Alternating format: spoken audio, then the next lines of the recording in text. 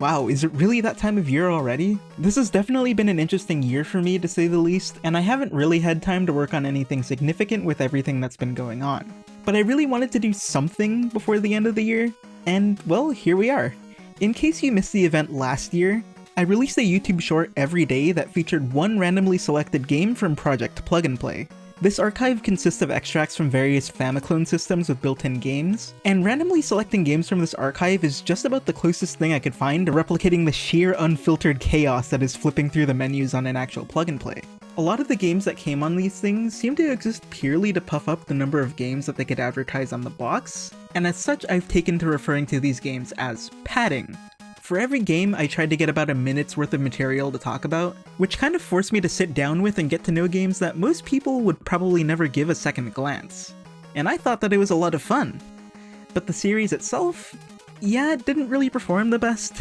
I think YouTube Shorts just might not have been the best fit, but it's really the only option I had that wouldn't completely clog up my main video feed. But on the other hand, the actual response that I got from it was overwhelmingly positive. Like, I had people asking if I'd be doing it again before the event even ended last year. So as we drew closer to the end of the year, I decided, what the hell, why not?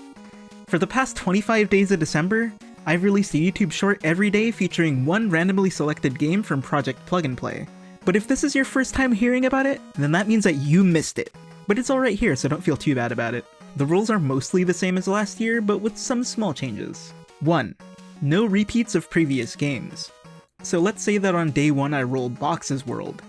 Then if on day 5, Box World is selected for me, I have to pick another game. This also includes variants of any games that I talked about in last year's event. 2. No games that have played a major role in a previous video since 2022, or games that I plan on covering in the future. But if I talked about a game before the Series 2 reboot, it's fair game.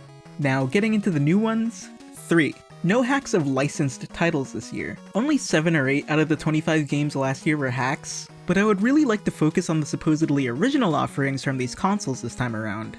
And 4. No Intellivision or Atari titles.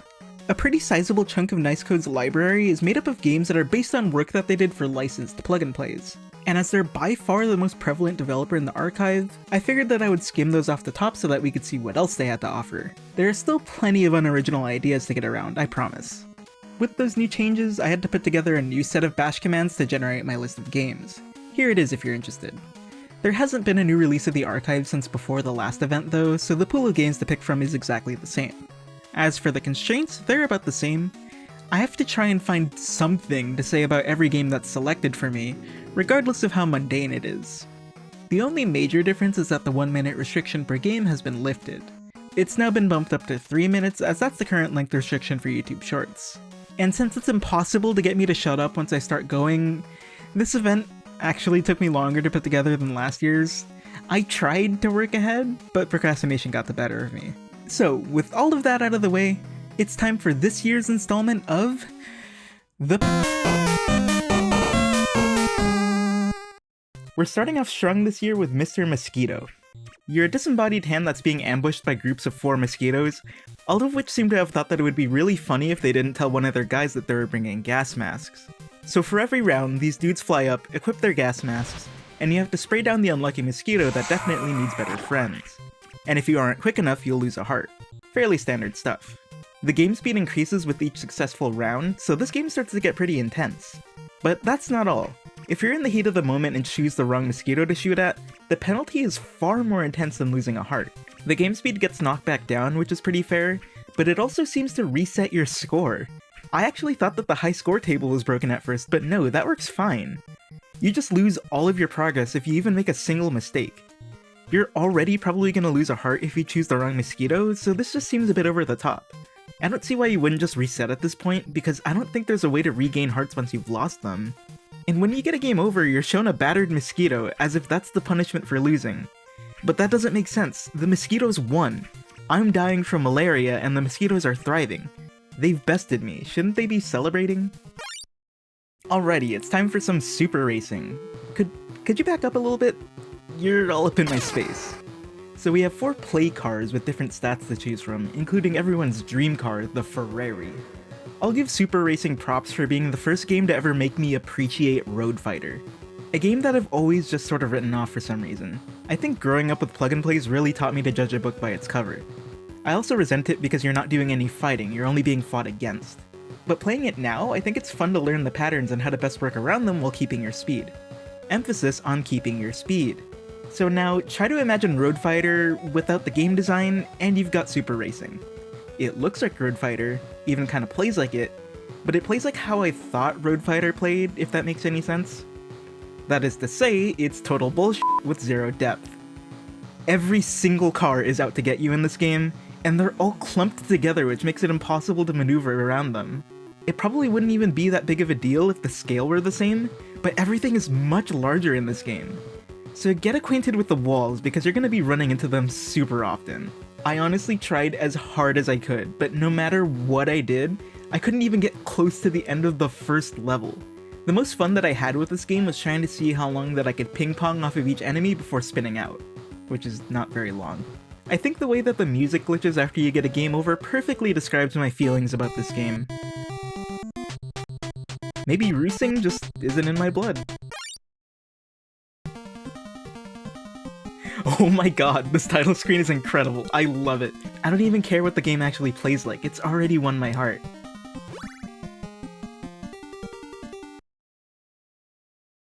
Oh. Yeah, it's a breakout clone. And not even a particularly interesting one. It starts off seeming like it'll be a walk in the park, since these gaps around the side let you get your ball up to the top immediately. But once you've cleared out the bulk of the blocks, you'll immediately realize what makes this game kinda suck. That being that the ball can only bounce at a 45-degree angle. So you'll end up stuck in situations where this damned ball just won't hit the last remaining blocks because you can't really influence its direction. The VT369 version actually rectifies this, surprisingly. It's one of the only examples I can think of where a Jungle Tak game got better as opposed to worse later on. It actually plays relatively competently like this. There are a few power-ups that'll show up sometimes, including ones that change your pedal's size, add or remove lives, and a heavy ball power-up that makes your ball wreck everything in its path. But man, even as someone who tends to enjoy breakout games, this one just isn't doing it for me. I know that older breakout games tend to be mostly silent, but those usually at least had some sort of fun sound design, and the way that Jungle Tak used Konami's sound effects is the exact opposite of what I would consider fun, design, or even sound. Duke Nukem's fucking pissed. He's trying to enjoy his retirement farmhouse, but those avian bastards are endlessly flying by, and they're gonna pay. As far as bird shooters go, Beat the Bird doesn't make the greatest first impression. You have to drag the cursor around to aim, and thankfully while it isn't painfully slow, it starts to get tiring after only a handful of birds. See, the birds are the same size as the cursor, so unlike Hummer Teams of the Duck, which of course is the gold standard, you have to be extremely precise with your aiming. I actually lost on my first attempt, which I'm attributing to this game's design rather than my skill level, so that I can feel better about myself. But this game instantly won me over as soon as I remembered that Jungle Tak consoles basically all have turbo buttons. And this immediately turned the game from a boring bird shooter to one of the funniest games I've ever played.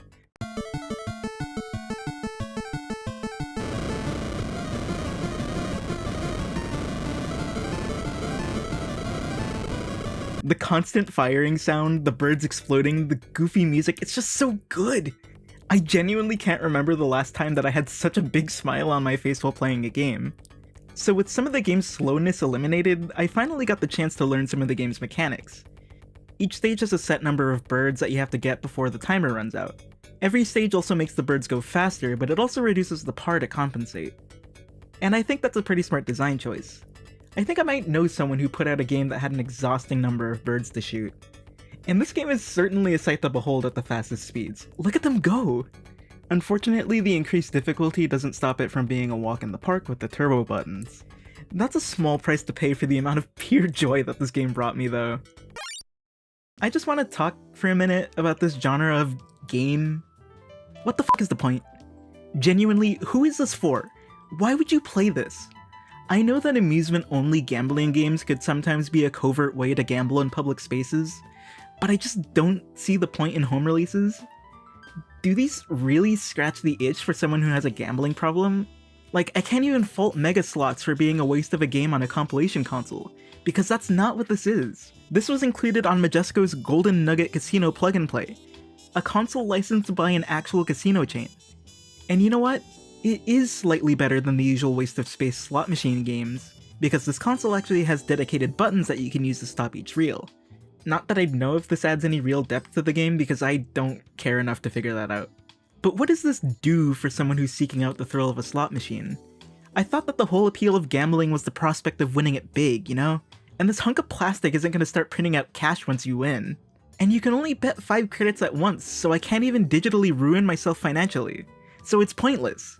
Maybe this is the type of product that a concerned spouse buys in the desperate hope that it'll stop her husband from going to Vegas and spend more time with the kids. Well, guess what, Janice? Troy is still going to the casino this weekend. He just has $20 less to work with now, and the plug-and-play is going to end up at the bottom of the junk drawer with leaking batteries before you know it. Nobody wins. I hate slots games. This game presents you with quite the predicament. So picture this. You have balls, and you need to get rid of them. Desperately. Oh my god, there's so many balls. Normally I'd just curl up and cry in this situation, but that's not an option. We need to take action. Fortunately, and I'm not sure if you knew this, but crossing your balls over each other makes one of them disappear. It doesn't matter if you do it in a straight line or diagonally, but it's paramount that the balls are right next to each other, for if you try to do it over 2 or more spaces, the method fails. So with this knowledge, we just need to plan out how to entangle our balls such that only one remains, and the crisis will be averted. Now, I'm not sure if this game is supposed to be called X-Ball or Cross-Ball, but I actually really dig it. Maybe it's just my poor puzzle-solving ability, but these puzzles really twisted my brain. This game is not afraid to make you think that you're on the right track, only to be met with crushing disappointment when you're left with 2 balls that are more than 1 unit apart. But man, when I finally figured it out, I felt accomplished. And this game seems to be pretty long, too. I played for 40 minutes and got past the first 10 stages, and I only moved on when I saw that the stage count went past 10. I'm sure that most of this game was stolen given CubeTech's track record, but hey, they steal some pretty good stuff sometimes. I don't think that any of the other games in this series held my attention for quite as long as this one.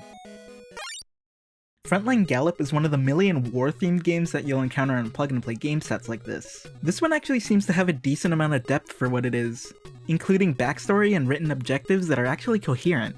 You can tell that this is from back when there was still a bit of ambition in the plug-and-play space, which quickly faded as the number of games on these units kept on climbing.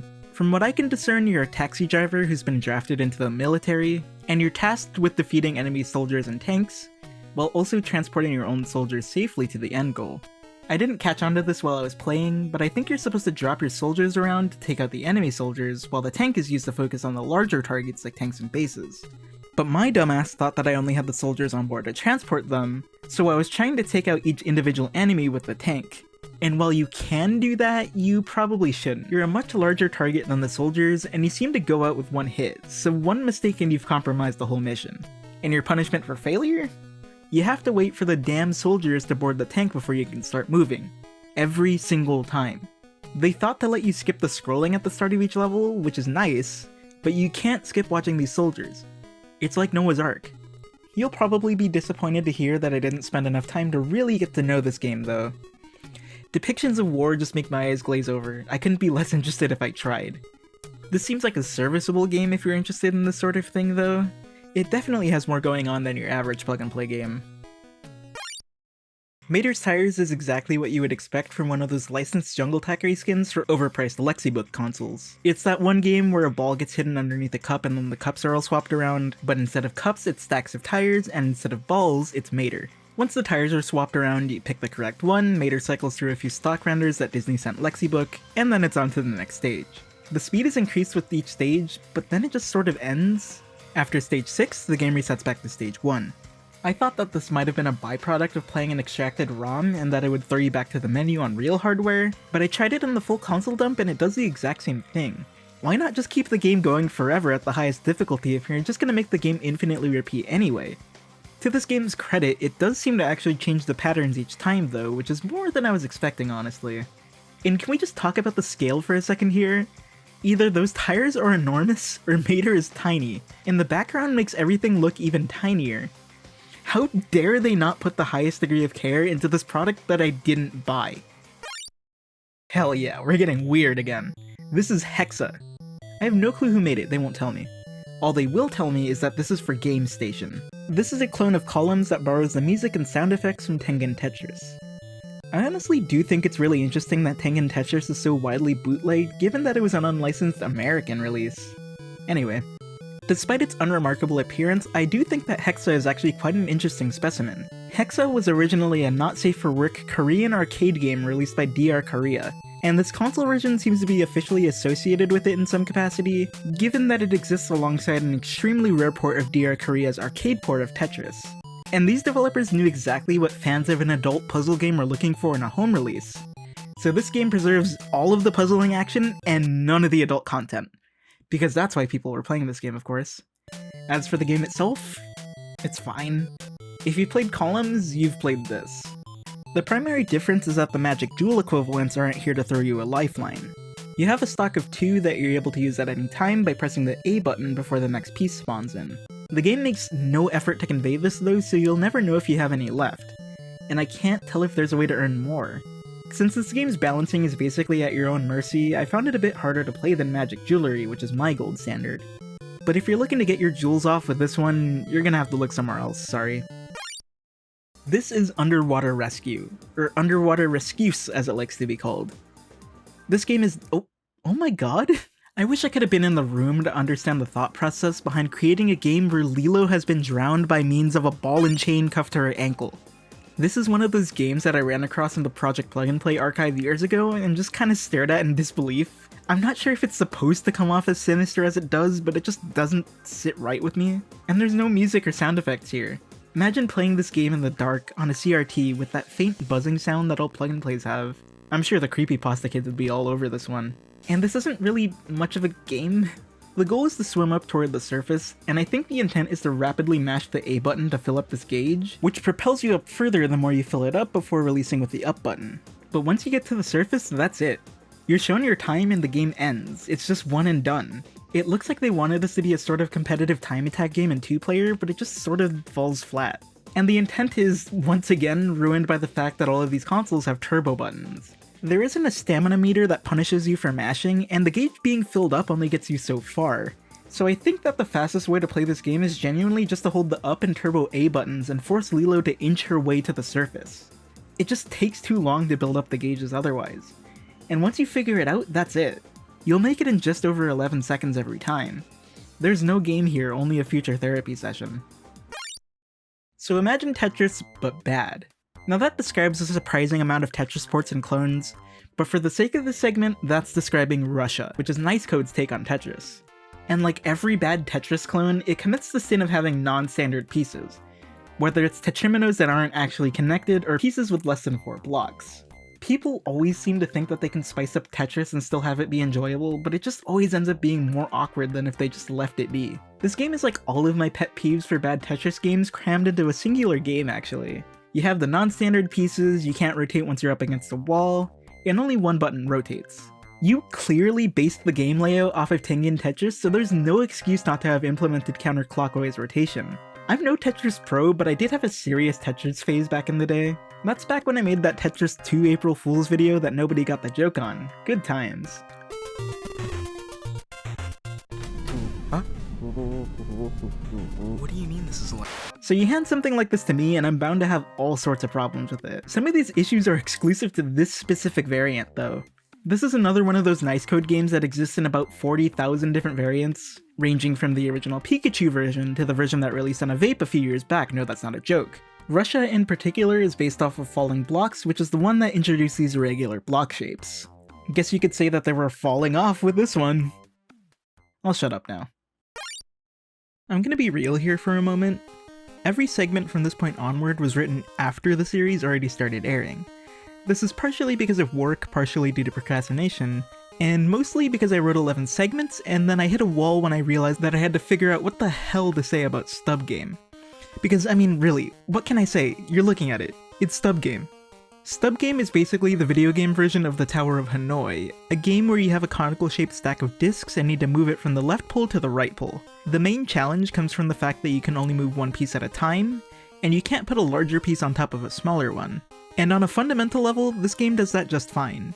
It's just a little awkward because this cursor has some wild momentum going on. I just don't get it. Why did all of these games keep their mouse cursor when they were removed from the context of educational computers? There are only 3 things to choose from here. We don't need the precision of a mouse. And I guess this isn't really that much of a game, but rather the digital approximation of a toy. And when you look at it from that angle, it's really not too bad. It has that what do I do factor once you've figured out how to complete the puzzle optimally, but so does the real toy. And this version has a moves counter and a number of optimal moves, so it's pushing you to do better without punishing you for failure. And as an educational computer game, I think this works pretty well. But as a plug-and-play game, it does feel like a bit of a waste. Oh man, this is a throwback. The last time I showed C-Made in a video was back in 2016. I'm sure this will be just like old times. Wait, no, this isn't right. That's actually a mermaid. And these levels, they're way more compact than I remember. My memory isn't failing, is it? Well, no, it's not. I remember the Power Joy version. It replaced the mermaid with a boy in swim trunks and had much longer, vertically scrolling levels. Apparently this character swap was to mask the fact that the original version was a clone of a minigame from the Little Mermaid 2 Activity Center on the PC, which I guess explains why this original version seems reasonably well designed. You have to swim around and collect gems while keeping an eye on your air meter. If this meter runs out, you'll be forced to return to the surface for more air.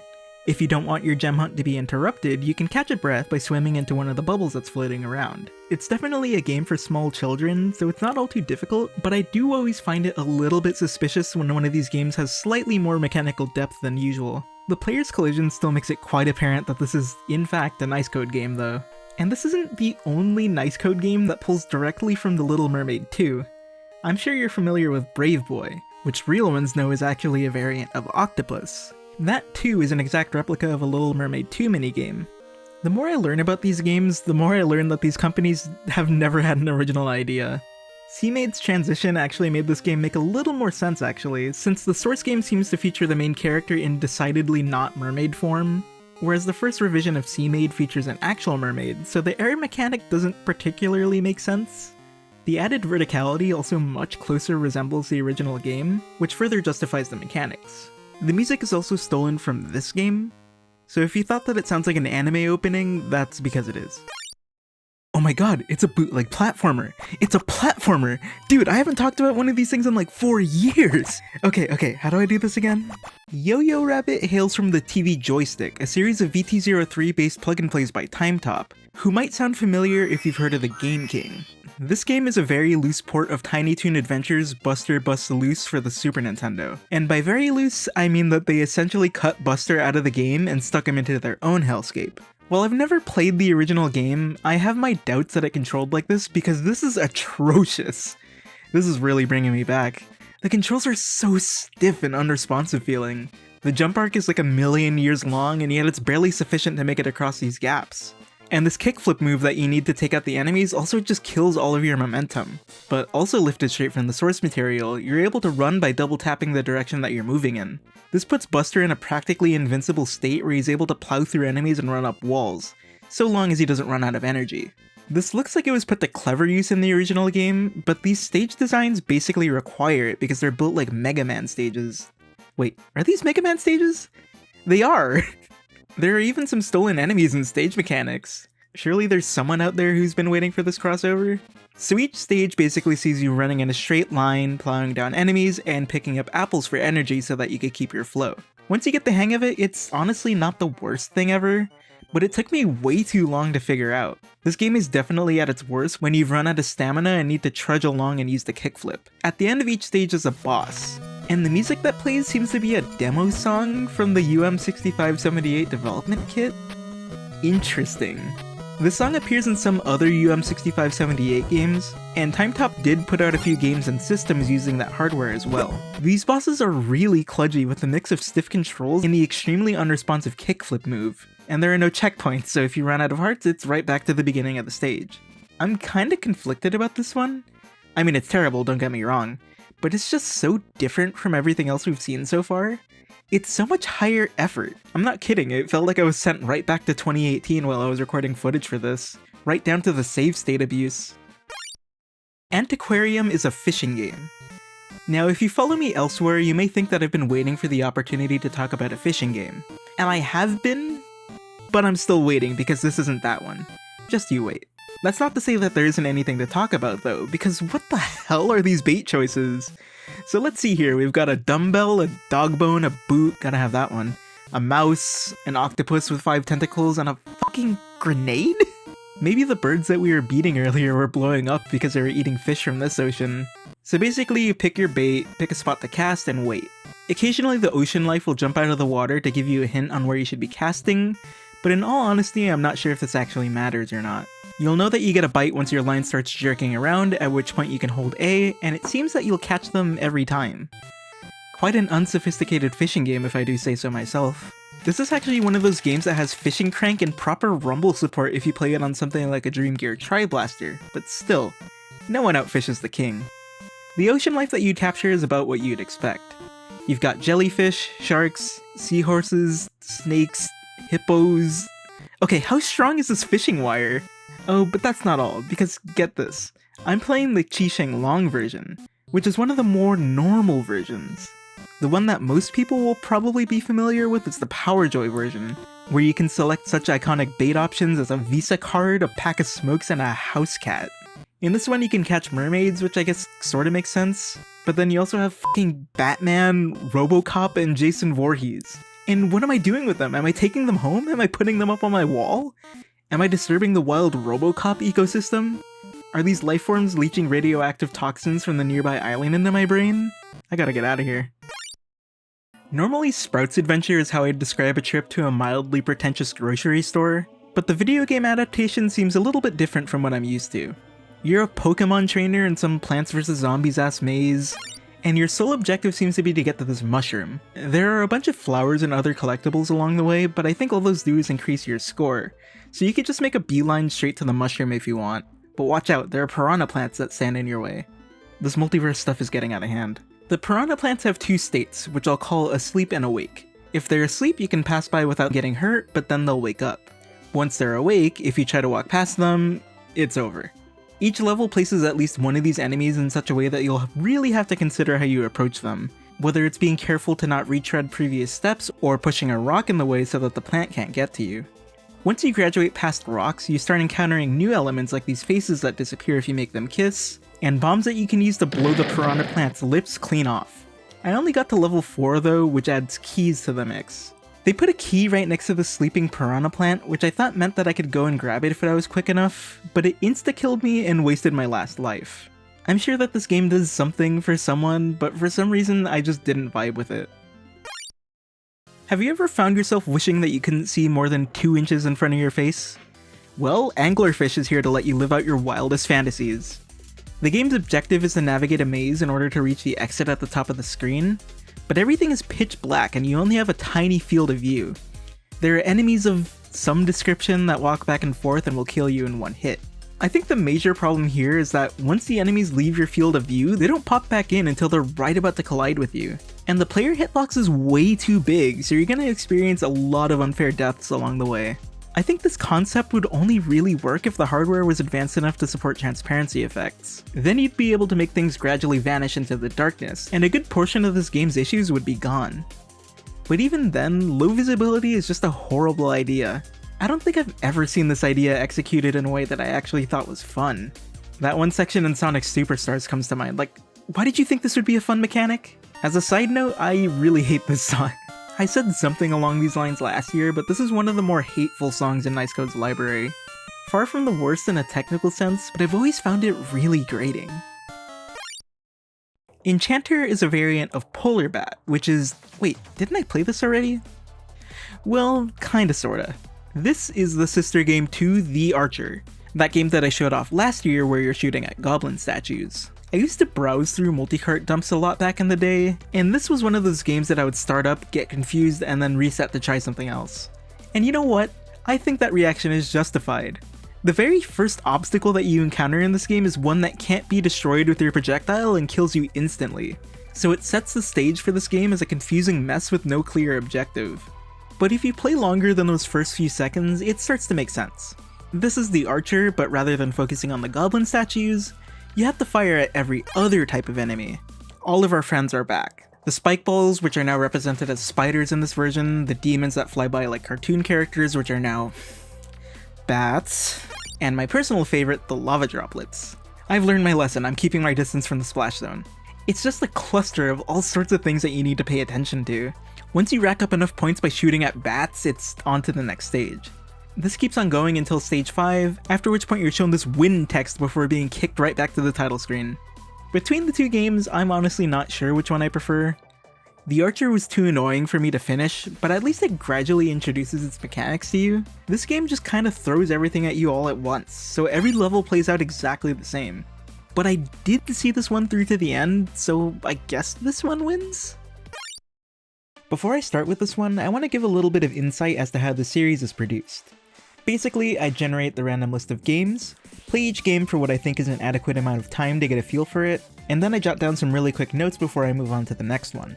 It usually works out that I'll start out giving more detailed notes, but eventually as it gets later into the night, they start to become less and less useful. And I left this game with by far the least useful notes. I chose to describe this entire game with just one word. What? But maybe I was onto something, because when I look at baby arms, that one word is really all that comes to mind. You play as these freaky 3D rendered babies that come equipped with some sort of water gun. The goal is to use your bubbles to make sure that this little cloud thing doesn't end up on your side of the playfield. But you need to be careful, because you'll occasionally need to refill your water tank so that you can keep shooting bubbles at the cloud. There's also this weird energy ball that blocks the cloud, so you have to make sure to work around that so that you don't waste ammo or get it stuck on your side. Once the cloud makes it over to one of the players, they lose the round. Make sense? Good, because it doesn't to me. Normally I'd say, how did they come up with this? But thanks to my procrastination, I know how they did it. This is a clone of the Donkey Kong 3 Game & Watch. Most likely the Game & Watch Gallery 4 iteration, if some of the games from last year were anything to go by. And like, yeah, it's basically the same game. I guess that takes the fun out of it. This is Danger Zone, Son of Burbles, both of which are iconic titles in their own right. I know that I excluded Intellivision games from this set, but if you told me that this was a heavily modified version of Nice Code's Astro Smash port, I'd totally believe you. It's one of those games where things fall at you and you just have to shoot at them to build up points. Actually not too dissimilar to Enchanter, just way more boring. Unlike Burbles, this one is underwater themed, which means thankfully I've been spared from another war themed game. I think this version is actually based off of Bubble, which I'm not sure came before or after Burbles. I just like saying Burbles though.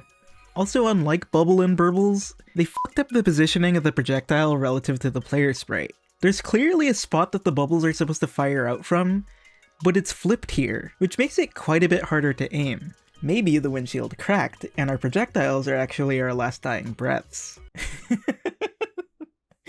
I forgot. So we're screaming at these fish things and encapsulating them in bubbles until we've racked up enough points to move on to the next stage. It really speaks for itself. I don't know why I keep trying to explain it to you. I think I've just seen this game enough times over the years that I've become numb to it at this point. I guess it is cool that this is one of those games that makes use of the VT03's second APU. This means that it can use all of the sound channels without fear of the sound effects interrupting the music. Most of these consoles that featured these VT03 Wyjing games didn't wire up the output for this though, so all of that effort went to waste. And it turns out that that includes the actual fucking Wyjing branded console that I have. Like... that's not right. Like, this sucks. Like... where's like half the music? I'm like, fucking...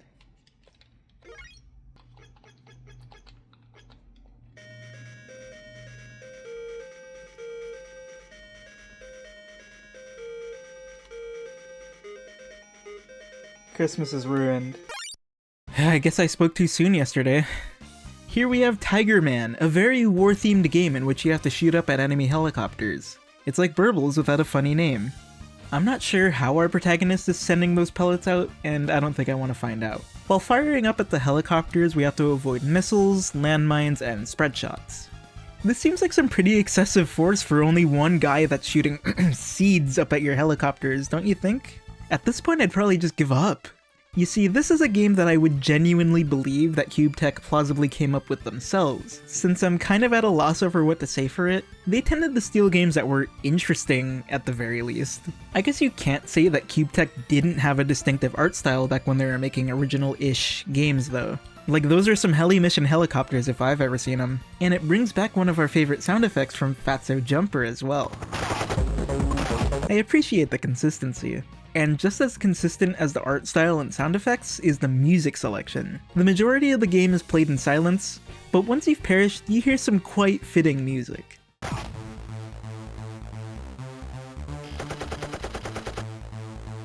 I know you're still around, Cube Tech. Please, never change. Radish Field is— wait, those are carrots. You might know this game better as Assorted, which I thought was a contender for the greatest title of all time, but it turns out that it's actually a word that describes exactly what you're doing in the game.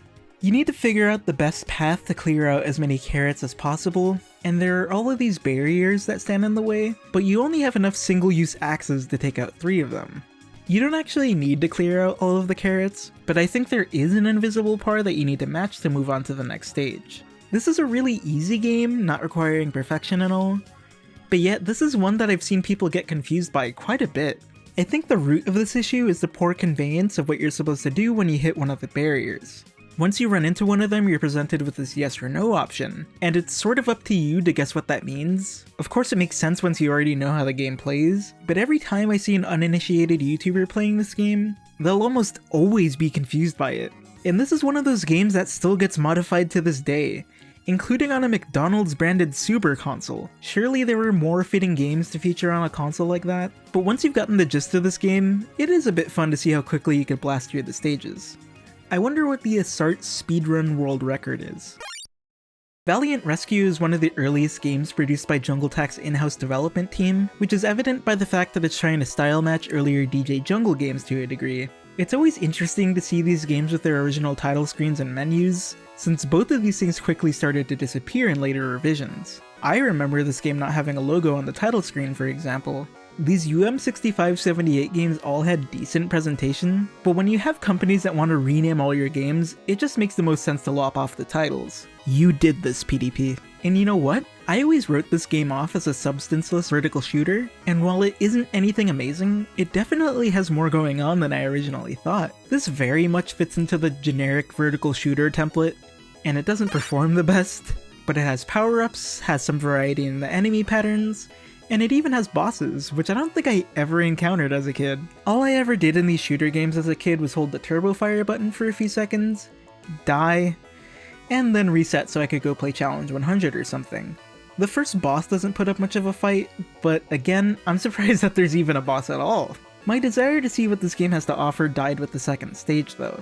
The setting is different and it introduces new enemy patterns, so I think this game should take a bit longer than usual to get stale if you're into this sort of thing. This is far from a groundbreaking vertical shooter, but for a cheap little compilation console, you really could do a lot worse. Smart Frog is kind of funny if you think about it. Jungle Tak had the Frogger license. In fact, you can still buy consoles to this day that have Jungle Tak's 2004 port of Frogger on them. And yet, here we are with a game that pulls straight from the Frogger GBA games, which were relevant when they had the license. I guess it's only fitting given that their licensed Frogger port literally uses a sound driver that was stolen from Konami. Smart Frog is a pretty straightforward little puzzle game. You're presented with an arrangement of lily pads, and you have to figure out how to jump on each one to clear them out. But while the frog may be smart, I'm actually dumb as shit, so I found myself repeatedly making the same mistakes. Fortunately, there's a quick retry option if you manage to get yourself stuck. They're sure to tell you exactly how to use it, but it doesn't quite work if you aren't playing on one of the consoles that this originally released on. So more than once I hit the quit button instead of retry. On an actual console this would kick you back to the menu, but since this game was extracted, it just resets the entire game. And there's no level select as far as I can tell, so do not press that button. I don't even get why this is hard-coded into the game. Jungle Tak designed their own hardware. They knew that these things had reset buttons on them. For some reason it also takes a second for the game to process once you've cleared a stage. I guess I'm waiting for the frame rule bus. But for whatever reason I have this habit of pressing A if a game doesn't respond exactly when I expect it to. And because retry is mapped to A, I managed to restart a couple times after I'd already cleared the puzzle. After enough times making these mistakes and losing my progress, I just gave up. I may be stupid.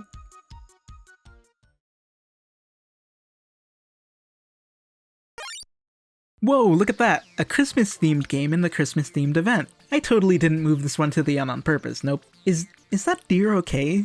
What did it see? Happy Diamond is actually pretty interesting as far as puzzle games go. It's a pretty basic concept where you have to slide 2 blocks of the same type together to make them disappear, but what made this game stand out to me is how it just keeps building upon this concept. It starts off just about as simple as I described, but soon it starts adding stuff in like barriers and elevators to spice things up. And I know that we've already established that I'm horrible at puzzles, but these ones really kept me busy. Even with the more advanced mechanics, the biggest challenge is just when there are 3 blocks of the same type, and you have to figure out how to position them in such a way where you won't accidentally eliminate 2 of them and get stuck with a stray. Like with X-Ball, I could see this game keeping me busy for a really long time. Like, I'm actually kind of annoyed that this wasn't on my childhood Dream Gear 50-in-1, because I really like this one. I think this game is a little bit newer than that console though. Of course, when I think that one of these games is done fairly well, I start to wonder, where did they steal this from? And sure enough, this is a clone of Taito's Puzznic. I'm not entirely sure, but I think the barriers might be an original Jungle Tak development. But hey, I guess I know where to look if I want more of this now. And really, that's what this series is all about, is it not? These games all seem so unremarkable on the surface, and if I hadn't forced myself to talk about them at length, I never would have given them the time of day. But now that I've done so, I feel like I've found some diamonds in the rough, just like I would have as a kid with nothing better to do. If you're into obscure stuff like this, I'd really encourage you to try something like this out for yourself. It really is more fun than you'd think. Just temper your expectations a little bit.